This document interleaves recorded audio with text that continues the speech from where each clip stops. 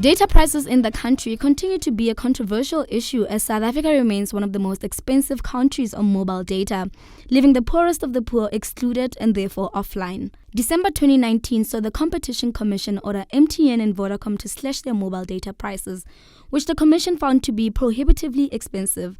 We spoke to the Commission's Chief Economist, James Hodge. What we have done with Cell C and Telkom is they weren't directly implicated in overpricing, but they've had to respond to that. So both of them have effectively doubled their data offerings in the monthly sphere. What also was involved in that agreement was a commitment to, in a sense, bring down prices for lower income consumers and targeted discounts through zero rating for educational, which also targets, in a sense, students, both university and school level. So the zero rating was agreed in a range of government services, because the idea is that citizens need to engage with government, and where this is moved online, such as your licensing process, your school application, there should be, in fact, free access to ensure that citizens aren't excluded. I mean, a lot of the sort of social dialogue now takes place online, not through newspapers or radio. It's taking place through Twitter, through social media. So for citizens to access news, have their voices heard, to participate in society means you have to be online. And that shouldn't be the reserve of just the rich. And here's what the public had to say. Well, basically, they're ridiculous. I mean, with the lockdown and everything else, that you have to stay home. Best way to get entertainment is actually to use your phone. And yeah, I think they're pretty ridiculous. And it would actually help if they'd lower the prices. Or at least if you've not used all of your data, I mean, be able to use it the next day or the next 30 days or whatever. I think data prices are very high. I think we're the third highest in the world. And I think data is a human right. It is like water in a tap today. You can't do without it. So I think the government must break the monopolies as a matter of extreme urgency, so that kids can be able to learn from home, and so that it's available everywhere, and the monopolies are holding the whole country to ransom.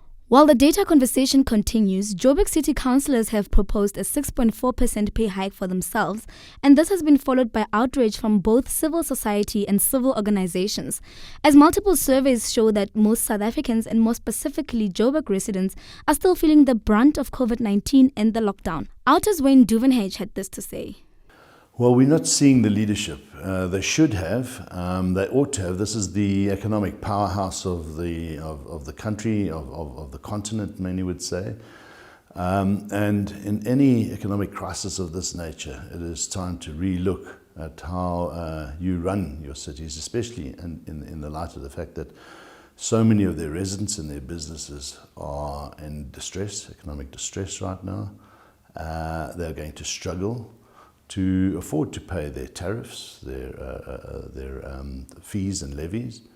They're going to have to make decisions between putting bread on the table, between keeping their staff employed, between putting their kids in school and paying their rates and taxes. And that must be a real problem and challenge for the city. And we don't think they see that. We think they see the economic turmoil outside their corridors as somebody else's problem and not theirs. And that's a very short-sighted approach to take to running a city. It's a case of, well, there's chaos out there, but that's your problem, people. We're going to increase our salaries. We're not going to be laying off to the extent that you are out there.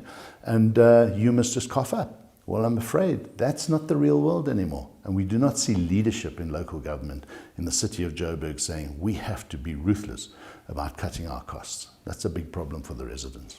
And so once again, we took to the streets to find out. How much do you know about your mayor? How much do you know about the councillors in your area? And most importantly, do you think that they're doing a good enough job? Just thinking about it, I hold myself responsible because I'm the main reason I don't know the right people. We all have to play our parts in the politics, but sometimes it's like your voice isn't even heard. I don't know anything about that really, because it doesn't affect me. Hi, I'm Danny Glover, and you're watching Joburg Today.